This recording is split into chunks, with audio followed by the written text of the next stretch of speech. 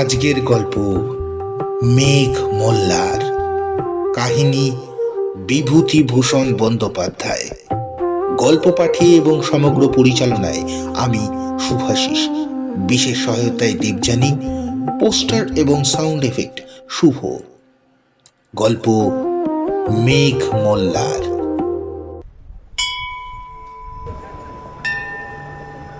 দশপারমিতার মন্দিরে সেদিন যখন সাপুড়িদের খেলা দেখবার জন্য অনেক মেয়ে পুরুষ মন্দির প্রাঙ্গণে একত্র হয়েছিল, তারই মধ্যে প্রদ্যুম্ন প্রথমে লোকটিকে দেখে।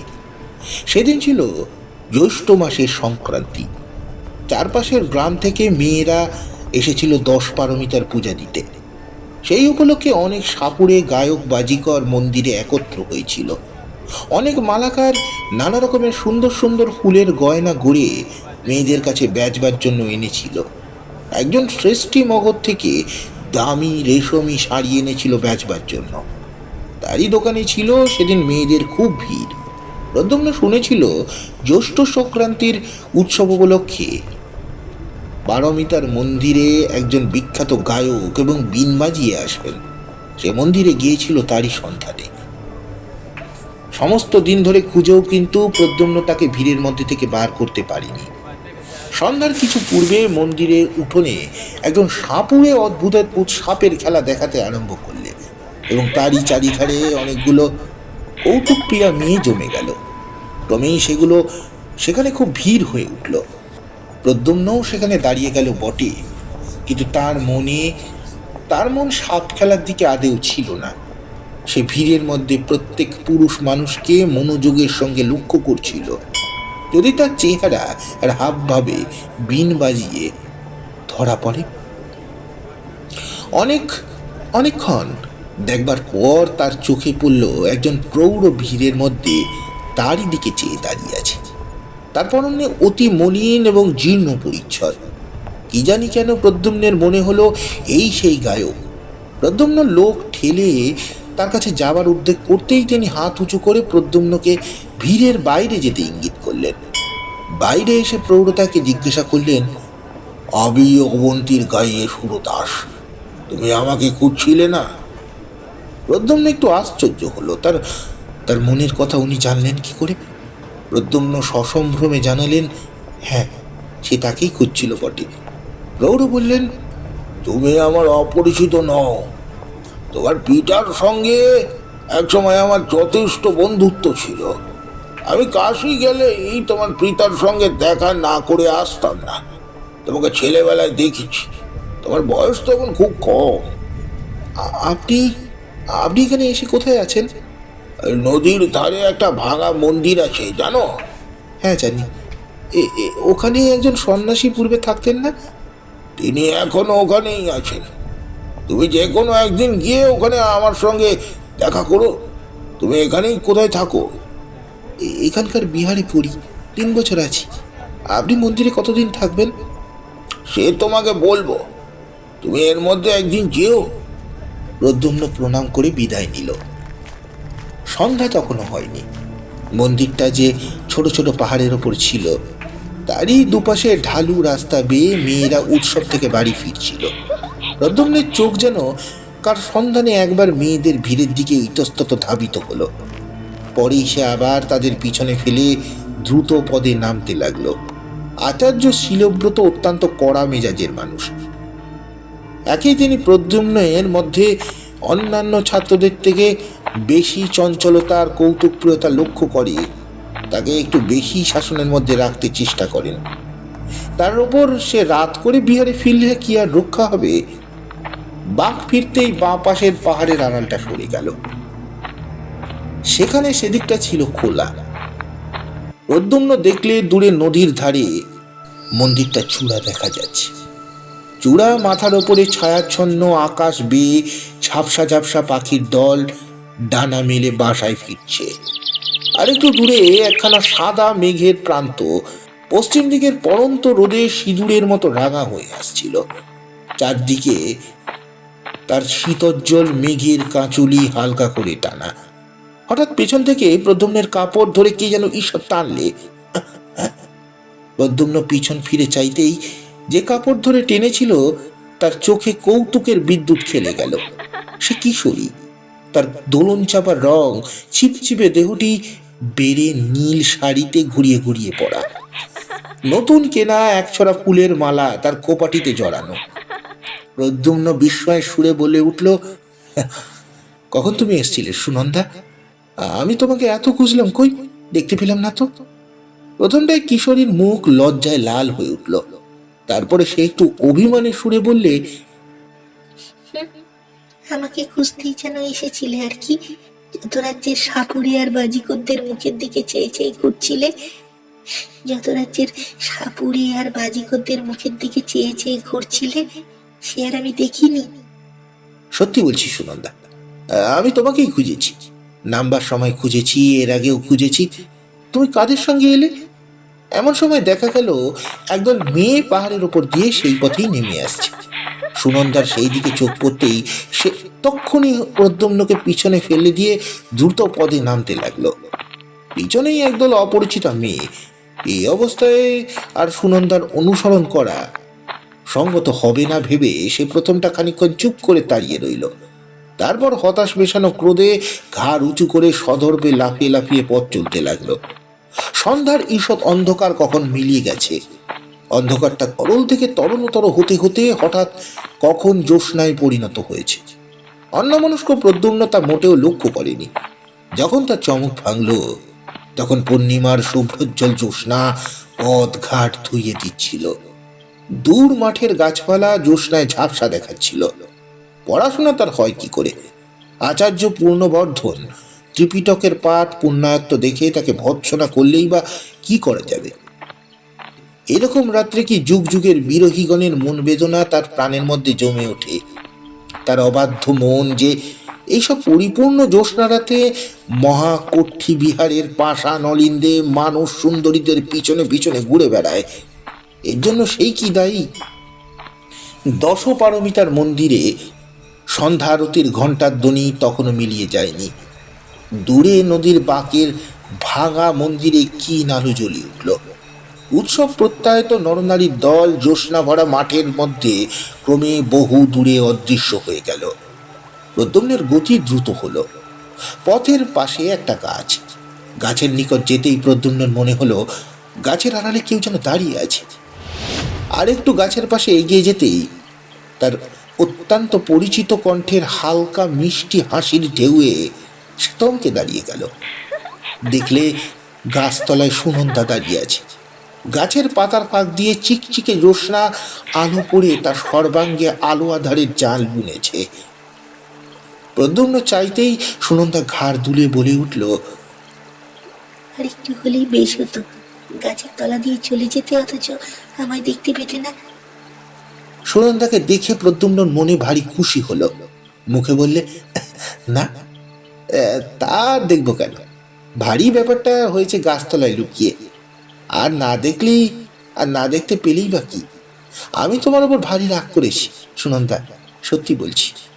সুনন্দা বললে, দোষ করবে, দোষ করবে নিজে, আর রাগ করবেও নিজে। সেদিন কি কথা বলেছিলে মনে আছে? তা না, যত রাজ্যের সাপুড়ে আর বাজিকর, মা গো, ওদের কাছে যাও কি করে? এমন ময়লা কাপড় পরে আমি ওদের ত্রিসীমানায় যাইনি। প্রদ্যুম্ন বললে, তুমি বড় মানুষের মেয়ে, তোমার কথাই আলাদা। কিন্তু কথাটা কি ছিল বলছিলে? সুনন্দা বললে, যাও, আর মিথ্যে বাণী দরকার নেই। কি কথা মনে রেখে দেখো, কি কথা, কি কথা মনে করে দেখো। সেদিন বললে না? প্রদ্যুম্ন একটুখানি ভেবে বলে উঠল, ও, বুঝতে পেরেছি, সেই বাঁশি। সুনন্দা অভিমানের সুরে বললে, ভেবে দেখো বলেছিলে কিনা। আমি দুপুরবেলায় মন্দিরে বসে আছি, দুপুরবেলা থেকে মন্দিরে বসে আছি আমি। একই এলেন তো বেলা করে, তার উপর যাও। প্রদ্যুম্ন এবার হেসে উঠল। আচ্ছা আচ্ছা আচ্ছা সুনন্দা, যদি তুমি আমায় দেখতেই পেয়েছিলে তো ডাকলে না কেন? ডাকলে না কেন? সুনন্দা বললে, আমি কি একা ছিলাম? দুপুরবেলায় আমি একা এসেছিলাম বটে, কিন্তু তুমি তো আর আসনি। তারপর গায়ের মেয়েরা এলো সব, কি করে ডাকবো? প্রদ্যুম্ন বললে, আচ্ছা, ধরে নিলাম আমার দোষ হয়েছে। তবে তুমি যে বারবার সাপুড়ে আর বাজিকরদের কথা বলছো সুনন্দা, সাপুড়ে আর বাজিকরদের আমি খুঁজিনি। শুনেছিলাম অবন্তী থেকে একজন বড় বিন বাজিয়ে আসবেন। তুমি তো জানো আমার অনেক দিন থেকে বিন বাজাবার বড় ইচ্ছা, তাই তার সন্ধানে ঘুরছিলাম। তার দেখাও পেয়েছি। তিনি এখানকার নদীর ধারে দেউলে থাকেন। ভালো কথা, তোমার বাবা কোথায়? সুনন্দা বললে, বাবা 3-4 দিন হলো কৌশাম্বী গিয়েছেন মহারাজের ডাকে। প্রদ্যুম্ন হঠাৎ উচ্চস্বরে হেসে উঠল। ও তাই? নইলে আমি ভাবছি এত রাত পর্যন্ত সুনন্দা কি। সুনন্দা তাড়াতাড়ি প্রদ্যুম্নের মুখে নিজের হাত দুটো চাপা দিয়ে লজ্জিত মুখে বললে, চুপ চুপ চুপ, তোমার কি এতটুকু কাণ্ড জ্ঞান নেই? এক্ষুনি যে আরতি দেখে লোক ফিরবে।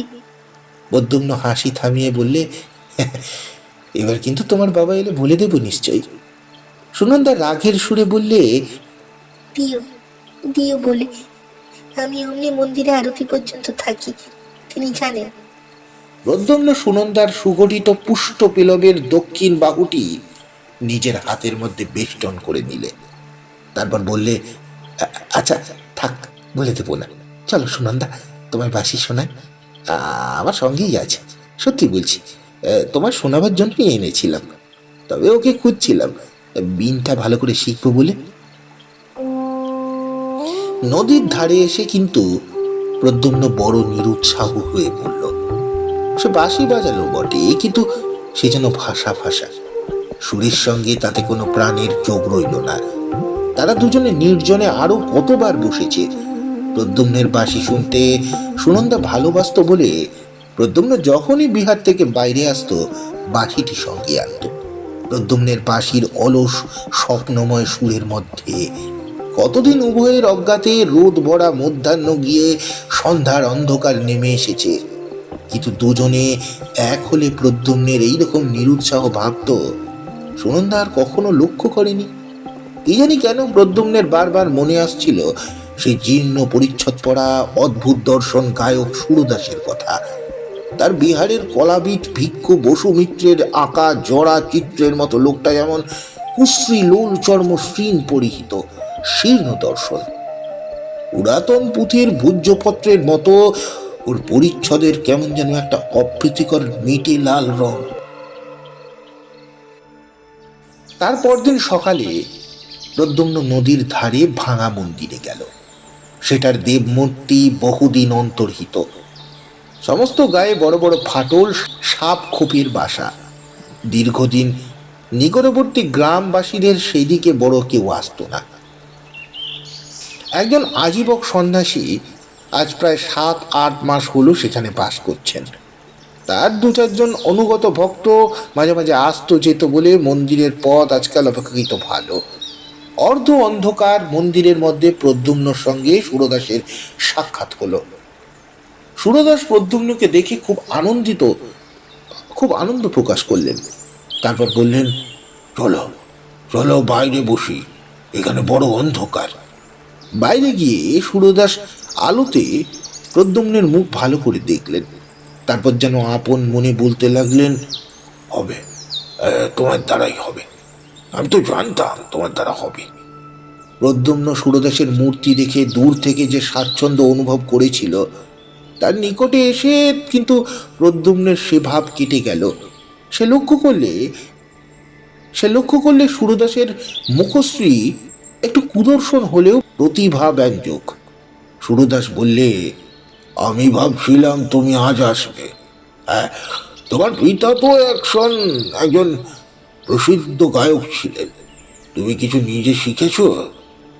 প্রদ্যুম্ন লজ্জিত মুখে উত্তর দিলে, একটু একটু বাঁশি বাজাতে পারি। সুরদাস উৎসাহের সুরে বললে, পড়া তো উচিত। তোমার বাবাকে জানতো না এমন লোক এদেশে খুব কম আছে। প্রতি উৎসবে কৌশাম্বী থেকে তোমার বাবার নিমন্ত্রণ পত্র আসতো। হ্যাঁ, আমি শুনেছি তুমি নাকি বাঁশিতে মেঘমল্লার আলাপ করতে পারো। প্রদ্যুম্ন বিনীতভাবে উত্তর দিলে, বিশেষ যে কিছু জানি তা নয়, যা মনে আসে তাই বাজাই। তবে মেঘমল্লার মাঝে মাঝে বাজিয়েছি। সুরদাস বললে, কই দেখি তুমি কেমন শিখেছো? বাঁশি সবসময় প্রদ্যুম্নের কাছেই থাকতো। কখন কোন সময় সুনন্দার সঙ্গে দেখা হয়ে যায় বলা যায় না। প্রদ্যুম্ন বাঁশি বাজাতে লাগলো। তার পিতা তাকে বাল্যকালে যত্ন করে রাগ রাগিনী শেখাতেন। তার ছাড়া সঙ্গীতে প্রদ্যুম্নের একটা স্বাভাবিক ক্ষমতাও ছিল। তার আলাপ অতি মধুর হলো। লতা পাতা ফুল ফলের মাঝখান বেয়ে উদার নীল আকাশ আর জ্যোৎস্না রাতের মর্ম ফেটে যে রসধারা বিশ্বে সবসময় ঝরে পড়ছে, তার বাঁশির গানে সে রস যেন মূর্ত হয়ে উঠল। সুরদাস বোধহয় এতটা আশা করেনি। তিনি প্রদ্যুম্নকে আলিঙ্গন করে বললেন, ইন্দ্রদম্নের ছেলে যে এমন হবে সেটা বেশি কথা না। বুঝতে পেরেছি, তুমি পারবে, আমি আগেও জানতাম। নিজের প্রশংসাবাদে প্রদ্যুম্নের তরুণ সুন্দর মুখ লজ্জায় লাল হয়ে উঠল। অন্যান্য দু এক কথার পর প্রদ্যুম্ন বিদায় নিতে উদ্যত হলে সুরদাস তাকে বললেন, শোনো প্রদ্যুম্ন, একটা গোপনীয় কথা আছে তোমার সঙ্গে। তোমাকে এই কথা বলবো পূর্বেও আমি তোমার খোঁজ করেছিলাম। তোমাকে পেয়ে খুব ভালো হয়েছে। কথাটা তোমাকে বলি, কিন্তু তার আগে তোমাকে প্রতিজ্ঞা করতে হবে কথা তুমি কারোর কাছে প্রকাশ করবে না। প্রদ্যুম্ন অত্যন্ত বিস্মিত হলো। এই প্রৌঢ়ের সঙ্গে তার মোটে একদিনের আলাপ। কি এমন গোপনীয় কথা ইনি তাকে বলবেন? সে বললে, কি কথা না শুনে? সুরদাস বললেন, না না, তুমি ভেবো না, কোনো অনুষ্ঠানজনক ব্যাপার হলে আমি তোমাকে বলতাম না। কি কথা জানবার জন্য প্রদ্যুম্নের অত্যন্ত কৌতূহল হলো। সে প্রতিজ্ঞা করলে সুরদাসের কথা কারো কাছে প্রকাশ করবে না। সুরদাস গলার স্বর নামিয়ে বলতে লাগলেন, নদীর ওই বাঁকে যে ঢিবিটা আছে ওটা জানো? তার সামনে বড় মাঠ। ওই ঢিবিটার বহু প্রাচীনকালে সরস্বতী দেবীর মন্দির ছিল। শুনেছি এদেশের যত বড় গায়ক ছিলেন শিক্ষা শেষ করে সকলেই আগে ওই ওই মন্দিরে এসে দেবীর পূজা দিয়ে তুষ্ট না করে ব্যবসা আরম্ভ করতেন না। সে অনেক দিন আগের কথা। তারপর মন্দির ভেঙে চুরে ওই দাঁড়িয়েছে। ওই ঢিবিতে বসে আষাঢ় পূর্ণিমার রাতে মেঘমল্লার নিখুঁতভাবে আলাপ করলে দেবী সরস্বতী স্বয়ং গায়কের কাছে আবির্ভূতা হন। এই সংবাদ এদেশে কেউ জানে না। আষাঢ় শ্রাবণ ভাদ্র এই 3 মাসের 3 পূর্ণিমায় প্রতিবার তাকে আনতে পারা যায়। তবে তার বরে গায়ক সঙ্গীতে সিদ্ধ হয়। তারপরে সঙ্গীত সংক্রান্ত কোনো বিষয় তখন গায়কের কাছে অজ্ঞাত থাকে না। তবে একটা কথা আছে, যে গায়ক বর প্রার্থনা করবে সে অবিবাহিত হওয়া চাই। আমি বলছিলাম সামনের পূর্ণিমায় তুমি আর আমি এই বিষয়টা চেষ্টা করে দেখব। তুমি কি বলো? সুরদাসের কথা শুনে প্রদ্যুম্ন অবাক হয়ে গেল। তা কি করে হয়? আচার্য বসুব্রত কলাবিদ্যা সম্বন্ধে উপদেশ দিতে দিতে অনেকবার বলেছেন, কলার অধিষ্ঠাত্রী দেবী সরস্বতী যে মূর্তি হিন্দুরা কল্পনা করেন সেটা নিছক কল্পনাই। তার সঙ্গে বাস্তবের কোনো সম্পর্ক নেই। সত্য সত্যই তাকে দেখতে পাওয়া যায়, এ কি সম্ভব? প্রদ্যুম্ন চুপ করে রইল। সুরদাস একটু ব্যগ্রভাবে জিজ্ঞাসা করলেন, এতে কি তোমার অমত আছে? প্রদ্যুম্ন বললে, না, সেই জন্য নয়, কিন্তু আমি ভাবছিলাম এটা কি করে সম্ভব। সেই বিষয়ে তুমি নিশ্চিন্ত থেকো। এর সত্যতা তুমি নিজের চোখে দেখো। তোমার অমত না থাকলে আমি সামনের পূর্ণিমায় সব ব্যবস্থা করে রাখি। সুরদাসের কথার পর থেকেই প্রদ্যুম্ন অত্যন্ত বিস্মিত ও কৌতূহলে কেমন এরকম হয়ে গেল, কেমন একরকম হয়ে গিয়েছিল। সে ঘাড় নেড়ে বললে, আচ্ছা রাখবেন, আমি আসব। সুরদাস বললেন, বেশ বেশ, বড় আনন্দিত হলাম। তুমি মাঝে মাঝে একবার করে এখানে এসো। তোমাকেও তৈরি হতে হলে 2-1টা কাজ করতে হবে, সে বলে দেবো ক্ষণ। প্রদ্যুম্ন আরো একবার সম্মতিসূচক ঘাড় নাড়াবার পর সুরদাসের কাছ থেকে বিদায় চাইলে। তারপর সে চিন্তিতভাবে বিহারের পথ ধরল। তার মনে হচ্ছিল দেবী সরস্বতী স্বয়ং শ্বেত পদ্মের মতো, নাকি রং তার না জানি কত সুন্দর তার মুখশ্রী। আচার্য বসুব্রত বলেন বটে,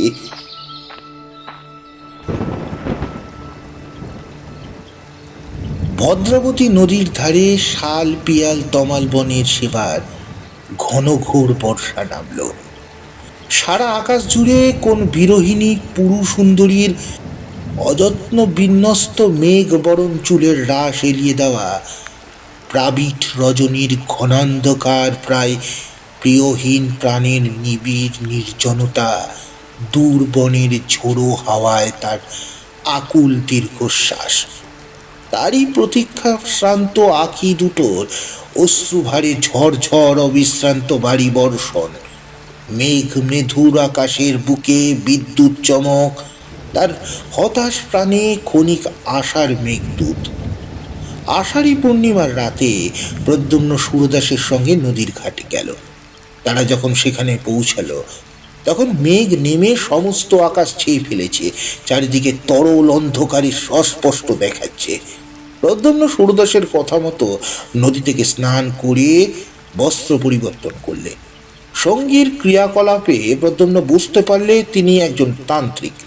তার বিহারের একজন ভিক্ষু ছিলেন। তিনি যোগাচার্য পদ্ম সম্ভবের শিষ্য। সেই ভিক্ষুর কাছে তান্ত্রিক ক্রিয়াকলাপের কথা কিছু কিছু সে শুনেছিল। সুরদাস অনেকগুলো রক্ত জবার মালা সঙ্গে এনেছিল।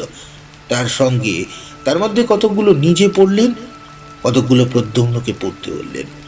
ছোট মরার মাথার খুলিতে তেল দিয়ে সলতের প্রদীপ জ্বালালেন।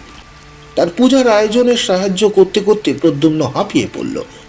ব্যাপারটা শেষ পর্যন্ত কি দাঁড়ায় দেখবার জন্য তার মন এতই কৌতূহল হচ্ছিল যে অন্ধকার রাতে একজন প্রায় অপরিচিত তান্ত্রিকের সঙ্গে একা থাকবার ভয়ের দিকটা তার একেবারেই চোখে পড়ল না। অনেক রাত্রে হোম শেষ হলো। সুরদাস বললে, প্রদ্যুম্ন, তুমি এবার তোমার কাজ আরম্ভ করো। আমার কাজ শেষ হয়েছে। খুব সাবধান, তোমার কৃতিত্বের ওপর এর সাফল্য নির্ভর করছে। তার চোখে কেমন এক ক্ষুধিত দৃষ্টি, যেন প্রদ্যুম্নর ভালো লাগলো না। কিন্তু তবু সে বসে এক মনে বাঁশিতে মেঘ মোল্লার আলাপ আরম্ভ করলে। তখন আকাশ বাতাস নীরব। অন্ধকারের সামনে মাঠটায় কিছু দেখবার উপায় নেই। শালবনের ডালপালায় বাতাস লেগে একটা অস্পষ্ট শব্দ হচ্ছে। বড় মাঠের পাড়ে শাল পিয়াল বনের কাছে দিক চক্রাবালের ধারে নৈশ প্রকৃতি পৃথিবীর বুকের অন্ধকার পুষ্প সজ্জায় তার অঞ্চল বিছিয়েছে। শুধু বিশ্রাম ছিল না ভদ্রাবতীর, সে কোন অনন্তের সঙ্গে নিজেকে মিশিয়ে দেবার আকুল আগ্রহে একটানা বয়ে চলছে। মৃদু গুঞ্জনে আনন্দ সঙ্গীত গাইতে গাইতে কুলে তাল দিতে দিতে হঠাৎ সামনের মাঠটা থেকে সমস্ত অন্ধকার কেটে গিয়ে সাদা মাঠটা তরল আলোকে প্লাবিত হয়ে গেল। প্রদ্যুম্ন সবিস্ময়ে দেখলে মাঠের মাঝখানে শত পূর্ণিমার জ্যোৎস্নার মতো অপরূপ আলো মণ্ডলে কে এক জ্যোৎস্নাবরণী অনিন্দ সুন্দরী তার নিবিড় কৃষ্ণ কেশরাজি অযত্ন বিন্যস্ত ভাবে তার অপূর্ব গ্রীবা দেশের পাশ থেকে ছড়িয়ে পড়ছে। তার আয়তনয়নের দীর্ঘ কৃষ্ণপক্ষ কোনো এক স্বর্গীয় শিল্পীর তুলি দিয়ে আঁকা। তার তুষার ধবল বাহুবল্লী দিব্য পুষ্পাভরণে মণ্ডিত। তার ক্ষীণ কোটি নীল বসনের মধ্যে অর্ধ লুক্কায়িত মণি মেখলায় দীপ্তিমান। তার রক্ত কমলের মতো পাদুরকে বুক পেতে নেবার জন্য মাটিতে বাসন্তী পুষ্পের দল ফুটে উঠেছে। হ্যাঁ, এই তো দেবী বাণী। এর বাণী মঙ্গল ঝঙ্কারে দেশে দেশে শিল্পীদের সৌন্দর্য তৃষ্ণা সৃষ্টিমুখী হয়ে উঠেছে। এর আশীর্বাদে দিকে দিকে সত্যের প্রাণ প্রতিষ্ঠা হচ্ছে। এরই প্রাণের ভাণ্ডারে বিশ্বের সৌন্দর্য সম্ভার নিত্য অপুরন্ত রয়েছে। শাশ্বত এর মহিমা, অক্ষয়ের দান, চির নতুনের বাণী। প্রদ্যুম্ন চেয়ে থাকতে থাকতে দেবীর মূর্তি অল্পে অল্পে মিলিয়ে গেল। জ্যোৎস্না আবার ম্লান হয়ে পড়ল। বাতাস আবার নিস্তেজ হয়ে বইতে থাকলো। অনেকক্ষণ প্রদ্যুম্নের কেমন একটা মোহের ভাব দূর হলো না। সে যা দেখলে এ স্বপ্ন না সত্য। অবশেষে সুরদাসের কথায় তার চমক ভাঙল। সুরদাস বললে, আমার এখন কাজ আছে, তুমি ইচ্ছা করলে যেতে পারো, কেমন? আমার কথা মিথ্যা নয়, দেখলে তো?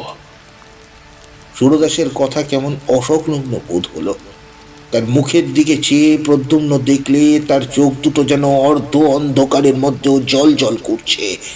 তার কাছ থেকে বিদায় নিয়ে সে যখন বিহারের দিকে রওনা হলো, পূর্ণিমার চাঁদকে তখন মেঘে ঢেকে ফেলেছে। একটু একটু জ্যোৎস্না যা আছে তা কেমন হলদে রঙের। গ্রহণের পর জ্যোৎস্নার রং সে কয়েকবার দেখেছে। মাঠ খুব বড়, পার হতে অনেকটা সময় লাগলো। তারপর মাঠ ছাড়িয়ে বড় বনটা আরম্ভ হলো। খুব ঘন বন। শাল দেবদারু গাছের ডালপালা নিবিড় হয়ে জড়াজড়ি করে আছে, মধ্যে অন্ধকারও খুব। পাছে রাত ভোর হয়ে যায় সেই ভয়ে সে দ্রুত পদে যাচ্ছিল।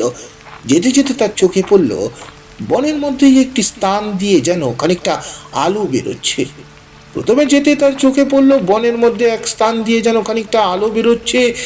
প্রথমে সে ভাবলে গাছের পাতার ফাঁক দিয়ে জ্যোৎস্না এসে পড়বে, কিন্তু ভালো করে লক্ষ্য করে দেখলে সে বুঝলে সে আলো জ্যোৎস্নার আলোর মতো নয়, বরং কৌতূহলে অত্যন্ত হাওয়াতে সে পথ ছেড়ে বনের মধ্যে ঢুকলে। যে পিপ্পল গাছের সারির ফাঁক দিয়ে আলো আসছিল তার কাছে গিয়ে গাছের গুড়ির ফাঁক দিয়ে উকি মেরে প্রদ্যুম্ন অবাক হয়ে দাঁড়িয়ে রইল। একেই তো সে এইমাত্র মাঠের কাছে দেখেছে। এই সেই অপরূপ সুন্দরী নারী। অদ্ভুত, সে দেখলে যাকে এইমাত্র মাঠের মধ্যে দেখেছে সেই অপরূপ দ্যুতিশালিনী নারী বনের মধ্যে চারিদিকে ঘুরে বেড়াচ্ছে। জোনাকি পোকার হুল থেকে যেমন আলো বের হয়, তেমনি স্নিগ্ধোজ্জ্বল আলো বেরোচ্ছে। অনেক দূর পর্যন্ত বন সে আলোয় উজ্জ্বল হয়ে উঠেছে। আর একটু নিকটে গিয়ে সে লক্ষ্য করলে তার আয়ত চক্ষু দুটো অর্ধ নির্মিলিত। কেমন যেন নেশার ঘোরে তিনি চারপাশে হাতড়ে হাতড়ে পথ খুঁজে বেড়াচ্ছেন, কিন্তু তা না পেয়ে পিপ্পল গাছগুলো চারিধারে চক্রাকারে ঘুরছেন, তার মুখশ্রী অত্যন্ত বিপন্নের মতো। প্রদ্যুম্নের হঠাৎ বড় ভয় হলো। সে ভাবলে মাঠে সরস্বতী দেবীর দর্শন থেকে আর এই পর্যন্ত সমস্ত ঘটনাটা আগাগোড়া ভৌতিক। এই নিশীথ রাত্রে শাল বনে নইলে একই কাণ্ড। সে আর মোটেও দাঁড়ালো না। বন থেকে বার হয়ে দ্রুত হাঁটতে হাঁটতে যখন সে বিহারের উদ্যানে এসে পৌঁছালো, ম্লান চাঁদ তখন কুমার শ্রেণীর পাহাড়ের পিছনে অস্ত যাচ্ছে। ভোর রাতে শয্যায় শুয়ে ঘুমিয়ে পড়ে সে স্বপ্ন দেখলে ভদ্রাবতীর গভীর কালো জলের তলায় রাতের অন্ধকারে কে এক দেবী পথ হারিয়ে ফেলেছেন। তিনি যতই ওপরে উঠবার চেষ্টা করছেন, জলের ঢেউ তাকে ততই বাধা দিচ্ছে। নদীর জলে তার অঙ্গের জ্যোতি তত নিভে যাচ্ছে, অন্ধকার ততই আরো চারপাশে গাঢ় হয়ে আসছে। নদীর মাছগুলো তার কোমল পা দুটো ঠুকরে রক্তাক্ত করে দিচ্ছে। ব্যথিত দেহা বিপন্না বিপথমতী দেবীর দুঃখ দেখে একটা বড় মাছ দাঁত বের করে হিংস্র হাসি হাসছে। মাস্টার মুখ গায়ক সুরদাসের মতো। প্রদ্যুম্ন ভোরে উঠেই আচার্য পূর্ণবর্ধনের কাছে গিয়ে সুরদাসের সঙ্গে প্রথম দেখার দিন থেকে গত রাত্রি পর্যন্ত সমস্ত ব্যাপার খুলে বললেন। আচার্য পূর্ণবর্ধন বৌদ্ধ দর্শনের অধ্যাপক ছিলেন। মঠের ভিক্ষুকদের মধ্যে তিনি ছিলেন সর্বাপেক্ষা প্রাচীন এবং বিজ্ঞ। এই জন্য সকলেই তাকে শ্রদ্ধা করত। তিনি সব শুনে বিস্মিত হলেন। সঙ্গে সঙ্গে তার চোখের দৃষ্টি শঙ্কাকুল হয়ে উঠল। জিজ্ঞাসা করলেন, এই কথা তুমি আগে জানাওনি কেন? তিনি নিষেধ করেছিলেন। আমি তার কাছে প্রতিজ্ঞাবদ্ধ। বুঝেছি, তবে এখন বলতে এসছো কেন? এখন আমার মনে হচ্ছে আমি কার যেন অনিষ্ট করছি। পূর্ণবর্ধন একটুখানি ভাবিলেন, তারপর বলিলেন, এই রকম কিছু একটা ঘটবে তা তো আমি জানতাম। পদ্মসম্ভব আর তার কতগুলো কাণ্ড জ্ঞানহীন তান্ত্রিক শিষ্য দেশের ধর্মকর্ম লোপ করতে বসেছে। স্বার্থ সিদ্ধির জন্য এরা না করতে পারে এমন কোনো কাজ নেই। আর আমি বেশ দেখছি প্রদ্যুম্ন, যে তোমার এই অবাধ্যতা আর অযথা কৌতুক প্রিয়তা তোমার সর্বনাশের মূল হবে। তুমি কাল রাতে অত্যন্ত অন্যায় কাজ করেছ। তুমি দেবী সরস্বতীকে বন্দিনী করবার সহায়তা করেছ। এবার প্রদ্যুম্নের বিস্মিত হওয়ার পালা। তার মুখ দিয়ে কোনো কথা বার হলো না। পূর্ণবর্ধন বললেন, এই সব কুসংসর্গ থেকে দূরে রাখবার জন্যই আমি বিহারের কোনো ছাত্রকে বিহারের বাইরে যাওয়ার অনুমতি দিই না। কিন্তু যাক, তুমি ছেলে মানুষ, তোমারই বা দোষ দিই কি করে? আচ্ছা, এই সুরদাসকে দেখতে কেমন বলো দেখি। প্রদ্যুম্ন সুরদাসের আকৃতি বর্ণনা করলেন। পূর্ণবর্ধন বললেন, হ্যাঁ, আমি জানি। তুমি যাকে সুরদাস বলছো তার নাম সুরদাস নয়, তার বাড়ি অবন্তীতেও নয়। সে হচ্ছে প্রসিদ্ধ কাপালিক গুণনাঢ্য। কার্যসিদ্ধির জন্য তোমার কাছে মিথ্যা নাম বলেছে। প্রদ্যুম্ন অধীরভাবে বলে উঠল, কিন্তু কিন্তু আপনি যে বললেন। পূর্ণবর্ধন বললেন, শোনো, যে ইতিহাস বলছি শোনো। নদীর ধারে যে সরস্বতী মন্দিরের ভগ্নস্তূপ আছে, ওটা হিন্দুদের অত্যন্ত বিখ্যাত তীর্থস্থান। প্রায় 200 বছর পূর্বে একজন তরুণ গায়ক ওখানে থাকতো। তখন মন্দিরের খুব সমৃদ্ধির অবস্থা ছিল না, কিন্তু প্রবাদ আছে ওই গায়কটি মেঘমল্লারে সিদ্ধ ছিল।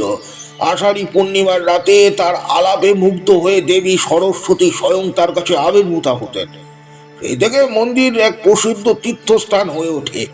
সে গায়ক মারা যাবার পরে কিন্তু পূর্ণিমার রাতে সিদ্ধ গায়ক মোল্লার আলাপ করলেই দেবী যেন কোন টানে তার কাছে এসে পড়েন। এই গুণনাঢ্য একবার অবন্তীর প্রসিদ্ধ গায়ক সুরদাসের সঙ্গে ওই ঢিবিতে উপস্থিত ছিল। সুরদাস মেঘমল্লার সিদ্ধ ছিলেন। তার গানে নাকি সরস্বতী দেবী তার সম্মুখে আবির্ভূতা হয়ে তাকে বর প্রার্থনা করতে বলেন। সুরদাস প্রার্থনা করেন তিনি যেন দেশে সঙ্গীতজ্ঞ ব্যক্তিদের কাছে শ্রেষ্ঠ আসনে প্রাপ্ত হন। সরস্বতী দেবী তাকে বরই দেন। তারপর দেবী যখন গুণনাট্যকে বর প্রার্থনা করার কথা বলেন, তখন সে দেবীর রূপে মুগ্ধ হয়ে তাকেই প্রার্থনা করে বসে। দেবী সরস্বতী বলেছিলেন তাকে পাওয়া নির্গুণের কাজ নয়। সে নামে গুণনাঢ্য হলেও কার্যত তার এমন কোনো কলা নেই, কলাতে নিপুণতা নেই যে সে তাকে পেতে পারে। অনেক জীবন ধরে সাধনার প্রয়োজন। সরস্বতী দেবী অন্তর্হিত হওয়ার পর মূর্খ গুণনাঢ্যের মোহ আরো বেড়ে যায়। তার সেই সঙ্গে সঙ্গে দেবীর ওপর অত্যন্ত ক্রুদ্ধ হয়। সে তন্ত্রোক্ত মন্ত্র বলে দেবীকে বন্দিনী করবার জন্য উপযুক্ত তান্ত্রিক গুরু খুঁজতে থাকে। আমি জানি সে সন্ন্যাসিনীর কাছে তন্ত্রশাস্ত্রের উপদেশ নিত। সন্ন্যাসী কিছুদিন পরে তার তন্ত্র সাধনার হীন উদ্দেশ্য বুঝতে পেরে তাকে দূর করে দেন। এসব কথা এদেশের সকল প্রাচীন লোকেই জানে। আমি অনেকদিন তারপর গুণনাঢ্যের কোনো সংবাদ জানতাম না। ভেবেছিলাম এদেশ থেকে চলে গিয়েছে, কিন্তু এখন তোমার কথা শুনে আমার মনে হচ্ছে কাল রাতে সে কৃতকার্য হয়েছে। এতদিন এর উদ্দেশ্য কোনো তন্ত্র সাধনা করছিল, কোনো উদ্দেশ্যে। যাক, তুমি এখনই গিয়ে সন্ধান করো মন্দিরে সে আছে কিনা। তাকে যদি আমার সংবাদ দিও। প্রদ্যুম্ন সেখানে আর এক মুহূর্ত দাঁড়ালো না। সে ছুটে গিয়ে বিহারের উদ্যানে গিয়ে পড়ল। তখন রোদ বেশ ফুটে উঠেছে। বিহারের পাঠার্থী সমবেত কণ্ঠের স্তোত্র গান তার কানে আসছিল।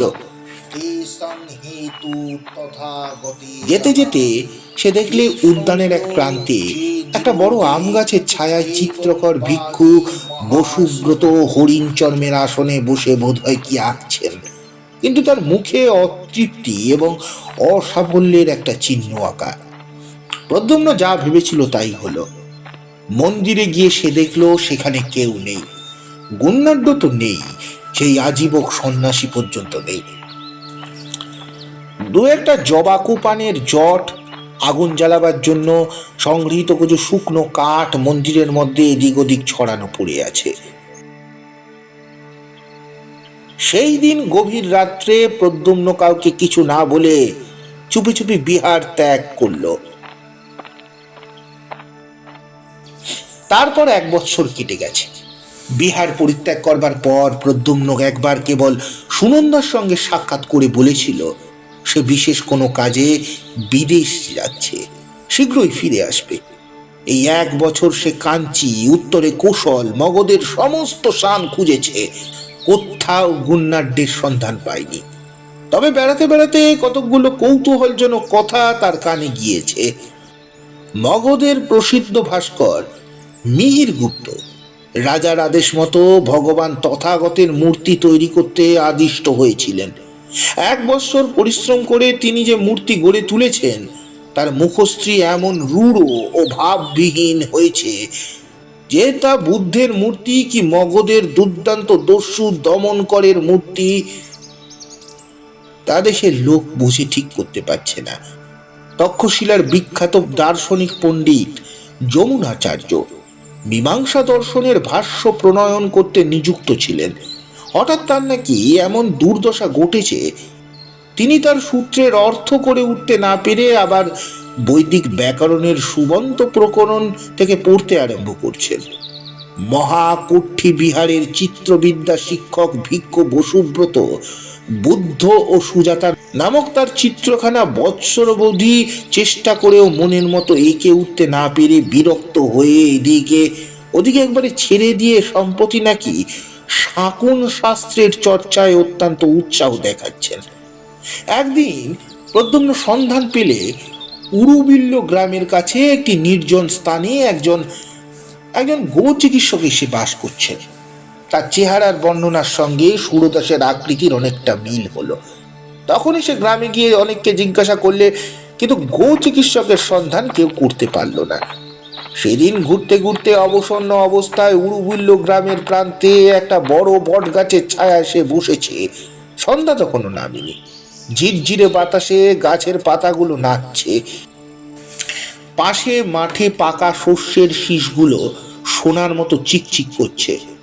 একটু দূরে একটা ডোবার মতো জলাশয়ে বিস্তর কুমুদে ফুল ফুটে আছে। অনেক বন্য হংস তার জলে খেলা করছে।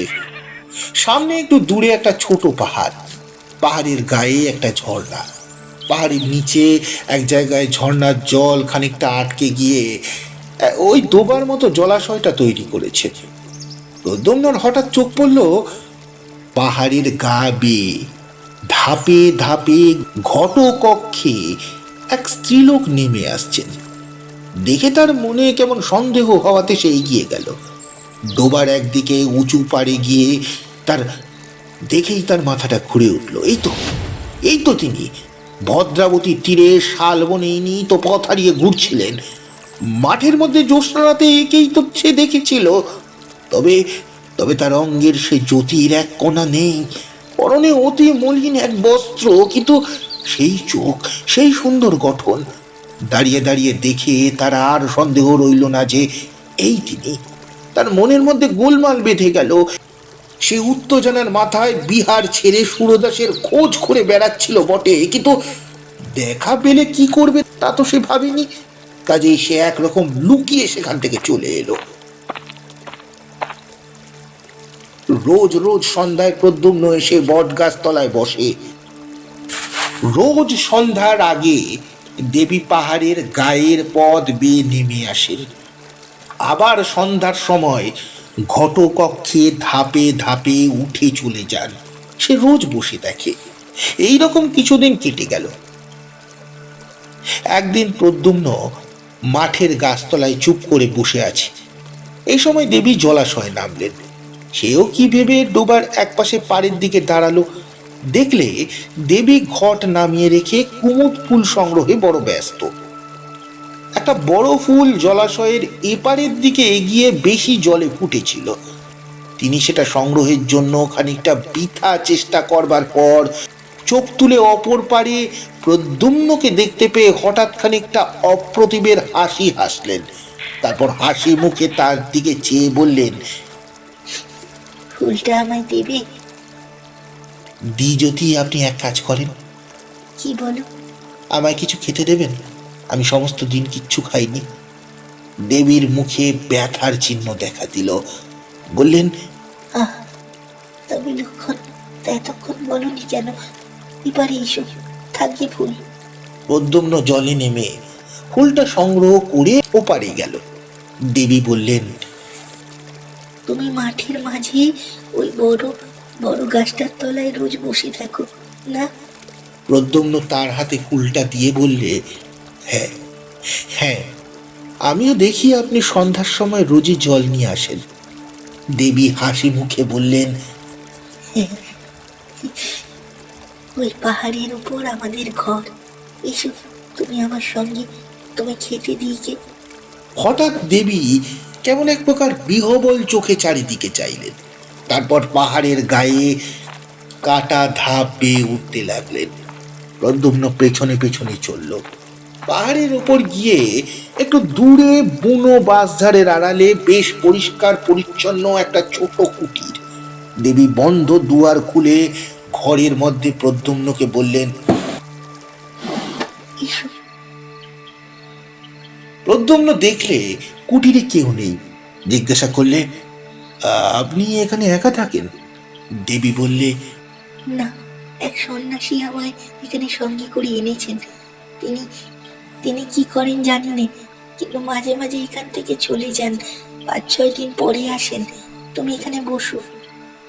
দেবী মাটির ঘর পূর্ণ করে তাকে জবাকু পান করতে দিলেন। স্বাদ অমৃতের মতো, এমন সুস্বাদ জবাকু সে পূর্বে কখনো পান করেনি। প্রদ্যুম্নর মনে হলো, যদি আচার্য পূর্ণবর্ধনের কথা সত্য হয়, আর যদি সে স্বচক্ষে যা দেখেছে তা ইন্দ্রজাল না হয়, তবে এই তো দেবী সরস্বতী। তার সামনে তার জানবার কৌতূহল হলো, ইনি নিজের সম্বন্ধে কি বলেন। সে জিজ্ঞাসা করলে, আপনারা এর আগে কোথায় ছিলেন? আপনার দেশ কোথায়? দেবী কাঠের বড় পাত্রে সযত্নে স্যুপ ও ও অন্ন পরিবেশনে ব্যস্ত ছিলেন। প্রশ্ন শুনে বিস্ময়পূর্ণ দৃষ্টিতে তিনি প্রদ্যুম্নর দিকে চেয়ে বললেন, হ্যাঁ, আমার কথা বলছো? আমার দেশ কোথায় জানি নে। আমি নাকি বিদিশার পথের ধারে এক ভাঙা মন্দিরের অচেতন অবস্থায় পড়েছিলাম।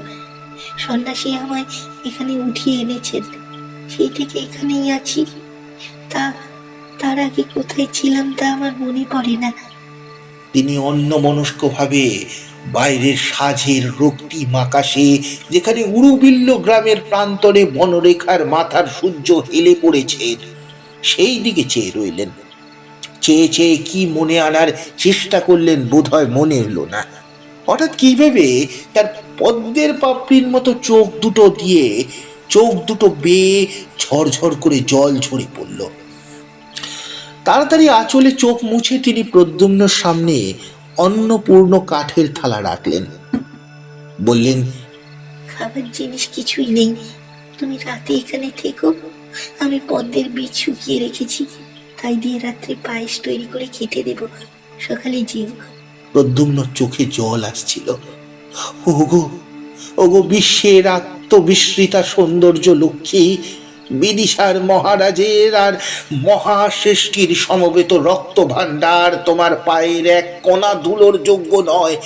সে দেশের পথের ধুলো এমন কি পুণ্য করেছে মা, যে তুমি সেখানে পড়ে থাকতে যাবে? খাওয়া শেষ হলে প্রদ্যুম্ন বিদায় চাইলে। দেবীর চোখে হতাশার দৃষ্টি ফুটে উঠল। বললেন, থাকো না, থাকো না রাত্রে, আমি রাত্রে পায়েস রেঁধে দেবো। প্রদ্যুম্ন জিজ্ঞাসা করলে, আপনার এখানে একা থাকতে ভয় করে না? হ্যাঁ, খুব ভয় করে। ওই বেতের বনে অন্ধকারে কি যেন নড়ে, ভয়ে আমি দৌড় খুলতে পারিনি, ঘুম হয় না, সমস্ত রাত্রি বসে থাকি, সমস্ত রাত্রি বসে থাকি। প্রদ্যুম্নের হাসি পেল। ভাবলেন, রাত্রে একা থাকতে ভয় করে বলে পায়েসের লোভ দেখিয়ে দেবী তাকে সঙ্গে রাখতে চান। সে বললে, আচ্ছা রাত্রে থাকবো। দেবীর মুখ আনন্দে উজ্জ্বল হলো। সমস্ত রাত সে কুটিরের বাইরে খোলা হাওয়ায় বসে কাটালে। দেবীও কাছে বসে রইলেন। বললেন, এমন জ্যোৎস্না, কিন্তু আমি কিন্তু ভয়ে বাইরে আসতে পারিনি, ঘরের মধ্যে বসে রাত কাটাই। দেবীর ব্যাপার দেখে প্রদ্যুম্ন অবাক হয়ে গিয়েছিল। হলেই বা মন্ত্র শক্তি, এতটা আত্মবিস্মৃত হওয়া এই যে কল্পনার বাইরের জিনিস। নানা গল্পে সমস্ত রাত কাটল। ভোর হলে সে বিদায় চাইলে। দেবী বলে দিলেন, সন্ন্যাসী এলে একদিন আবার এসো, সন্ন্যাসী এলে একদিন আবার এসো।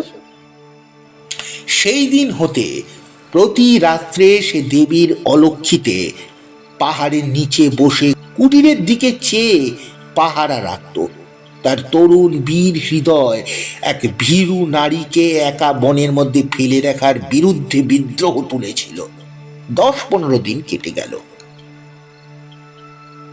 এক দিন প্রদ্যুম্ন শুনত দেবী অনেক রাত্রে একা গান গাইছেন। সে গান পৃথিবীর মানুষের গান নয়, সে গান প্রাণধারার আদিম ঝর্ণার গান, সে সৃষ্টিমুখী নিহারিকাদের গান, অনন্ত আকাশে দিখারা কোনো পথিক তারার গান। একদিন দুপুরবেলা কে তাকে বললে, তুমি যে গোবরদের কথা বলেছিলে তাকে এইমাত্র দেখে এলাম, পথের ধারে পুকুরে সে স্নান করছে। শুনে ছুটতে ছুটতে পুকুরের ধারে উপস্থিত হলো। দেখলে সত্যই গুণনাট্য। পুকুরের ধারে বস্ত্রাদির পুটলি নামিয়ে সে পুকুরে স্নান করতে নেমেছে। সে অপেক্ষা করতে লাগলো। একটু পরে গুণনাট্য বস্ত্র পরিবর্তন করে উপরে উঠে প্রদ্যুম্নকে দেখে কেমন যেন হয়ে গেলেন। বললেন, তুমি তুমি এখানে? প্রদ্যুম্ন বললে, আমি কেন তা বুঝতে পারেননি? আমি আমি কেন তা বুঝতে পারেননি? গুণনাট্য বললেন, তুমি এখন বলেছ বলে নয় প্রদ্যুম্ন, আমি এ কাজ করবার পর যথেষ্ট অনুতপ্ত আছি। প্রতি রাতে ভয়ানক স্বপ্ন দেখি, কারা যেন বলছে তুই তুই যে কাজ করেছিস সে শাস্তি অনন্ত নরক। আমি এই জন্য আজ এক পক্ষের ওপর আমার আমার গুরু সেই আজীবক সন্ন্যাসীর কাছে গিয়েছিলাম। তারই কাছে এই বশীকরণ মন্ত্র আমি শিক্ষা করি। এর এমনি শক্তি যে মনে করলে আমি যাকে ইচ্ছা বাঁধতে পারি, কিন্তু আনতে পারি রে। মন্ত্রের বন্ধন শক্তি থাকলেও আকর্ষণী শক্তি নেই। এই জন্য আমি তোমাকে সঙ্গে নিয়েছিলাম। আমি নিজে সঙ্গীতের কিছুই জানি নে যে তা নয়। আমি জানতাম তুমি মেঘ মল্লারই সিদ্ধ। তোমার গানে দেবী ওইখানে আসবেন, এলে তারপর মন্ত্রে বাঁধবো। এর আগে আমার বিশ্বাসই ছিল না এমন একটা ব্যাপার হওয়া সম্ভব। অনেকটা মন্ত্রের গুণ পরীক্ষা করবার কৌতূহলেই আমি এই কাজ করি। প্রদ্যুম্ন বললে, এখন? এখন আমার গুরুর কাছ থেকেই আসছি। তিনি সব শুনে একটা মন্ত্র শিক্ষা দিয়েছেন। এটা পূর্ব মন্ত্রের বিরোধী শক্তি সম্পন্ন। সেই মন্ত্রপুত জল দেবীর গায়ে ছিটিয়ে ছড়িয়ে দিলেই তিনি মুক্ত হবেন বটে, কিন্তু তার কোনো উপায় নেই। প্রদ্যুম্ন জিজ্ঞাসা করলেন, উপায় নেই? উপায় নাই কেন?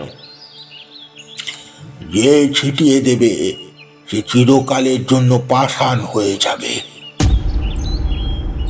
আমার পক্ষে দুই দিকে যখন সমান, তখন তাকে বন্দিনী রাখাই আমার ভালো। রাগ করো না প্রদ্যুম্ন, ভেবে দেখো মৃত্যুর পর হয়তো পরজগৎ আছে, কিন্তু পাষাণ হওয়ার পর আমি তা পারবো না। আত্মবিস্মৃতা বন্দিনী দেবীর চোখ দুটো করুণ অসহায় দৃষ্টি প্রদ্যুম্নর মনে হলো।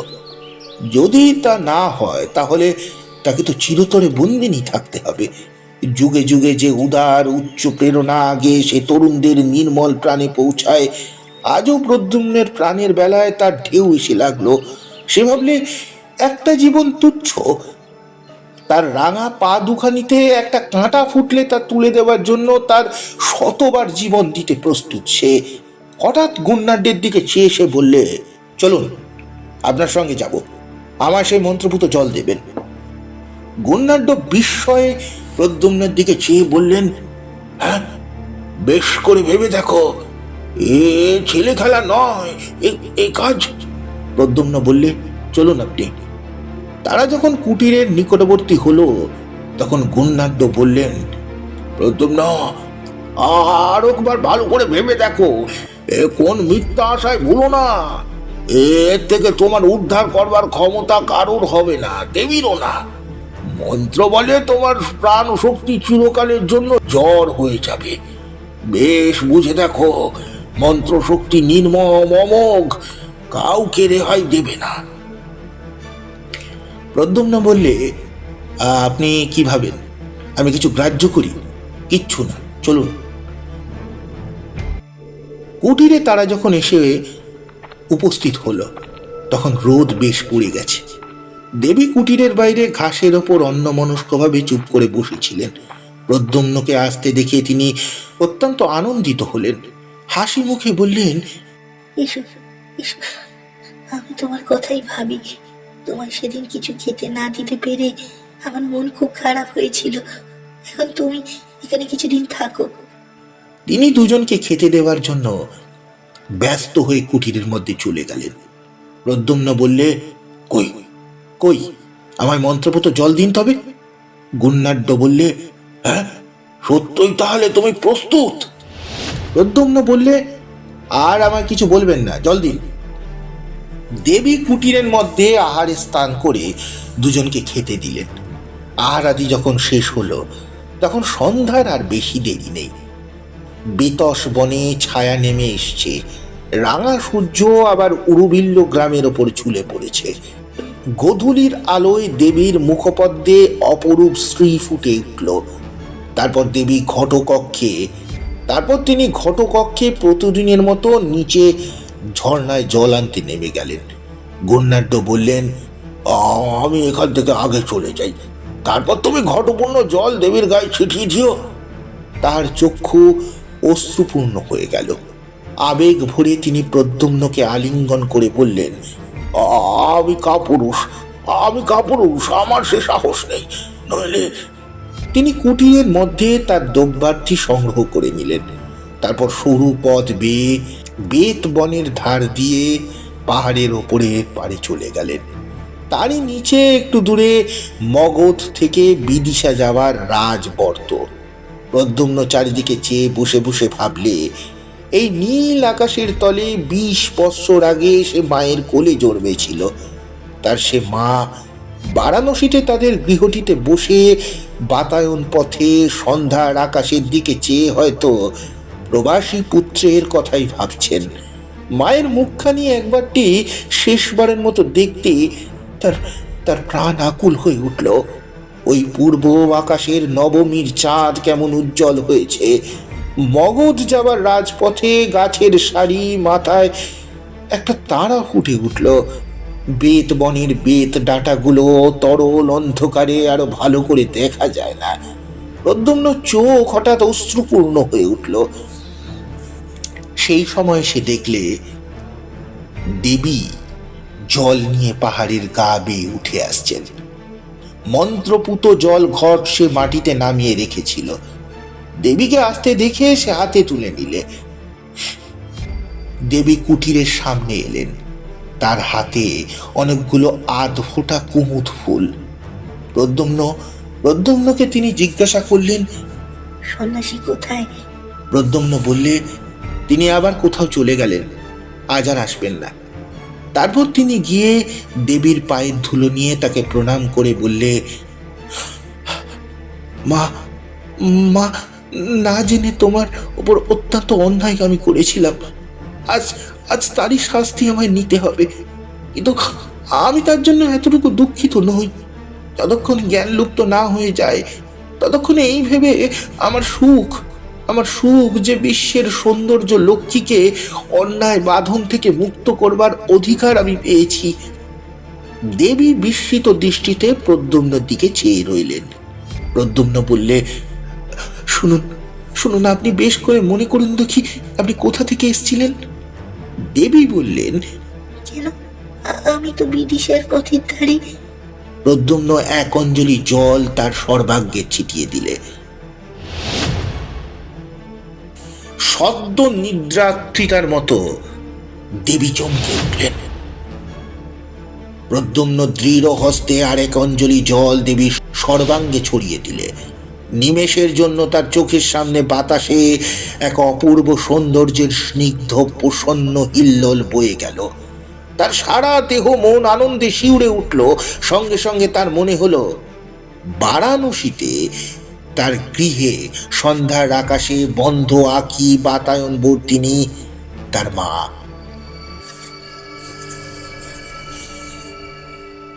কুমার শ্রেণীর বিহারে আচার্য শীলব্রতের কাছে একটি মেয়ে অল্প বয়সে দীক্ষা গ্রহণ করে। তার নাম সুনন্দা। সে হিরণ্যনগরের ধনবান শ্রেষ্ঠী সামন্ত দাসের মেয়ে। পিতামাতার অনেক অনুরোধ সত্ত্বেও মেয়েটি নাকি বিবাহ করতে সম্মত হয়নি। অত্যন্ত তরুণ বয়সে প্রব্রজা গ্রহণ করায় সে বিহারের সকলের শ্রদ্ধা পাত্রী হয়ে উঠেছিল। সেখানে কিন্তু কারোর সঙ্গে সে তেমন মিশত না, সর্বদাই নিজের কাজে সময় কাটাতো আর সর্বদাই কেমন যেন অন্যমনস্ক থাকতো। জ্যোৎস্না রাতে বিহারের নির্জন পাষা নলিন্দে দাঁড়িয়ে দাঁড়িয়ে সে আপন মনে প্রায় কি ভাবত। মাঠের জ্যোৎস্না জাল কাটিয়ে অনেক রাতে কাউকে বিহারের দিকে আসতে দেখলে সে এক দৃষ্টে চেয়ে থাকতো, যেন যেন কতদিন আগে সে তার প্রিয় আবার আসবে বলে বলে গিয়েছিল। তারই আসবার দিন গুনে গুনে এই শ্রান্ত শান্ত ধীর পথ চাওয়া। প্রতি সকালে সে কারো প্রতীক্ষায় উন্মুখ হয়ে রইত। সকাল কেটে গেলে ভাবতো বিকেলে আসবে, বিকেল কেটে গেলে ভাবতো সন্ধ্যায় আসবে। দিনের পর দিন, মাসের পর মাস, এরকম কত সকাল সন্ধ্যা কেটে গেল, কেউ এলো না। তবু মেয়েটি ভাবতো আসবে, আসবে, কাল আসবে। পাতার শব্দে চমকে উঠে চেয়ে দেখতো, এতদিনে এলো বুঝি, এতদিনে বুঝি এলো। এক এক রাত্রে সে বড় অদ্ভুত স্বপ্ন দেখত। কোথাকার যেন এক পাহাড়ের ঘন বেতের জঙ্গল আর বাঁশের বনের মধ্যে লুকানো এক অর্ধভগ্ন পাষাণ মূর্তি। নিঝুম রাত্রে সে পাহাড়ের বেত গাছের হাওয়ায় দুলছে। বাঁশবনে শির শির শব্দ হচ্ছে। দীর্ঘ দীর্ঘ বেতের ছায়ায় পাষাণ মূর্তিটার মুখ ঢাকা পড়ে গেছে। সে অন্ধকারে অর্ধরাত্রে জনহীন পাহাড়টার বাঁশগুলোর মধ্যে ঝোড়ো হাওয়া ঢুকে যাচ্ছে, কেবল বাজছে।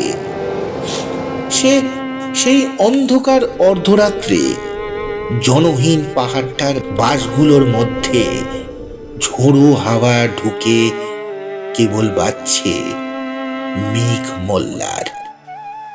ভোরে উঠে রাতে স্বপ্ন ভেবে আশ্চর্য হয়ে যেত, কোথায় পাহাড়, কোথায় বেদবন, কার ভাঙা মূর্তি, কিসের এসব অর্থহীন দুঃস্বপ্ন।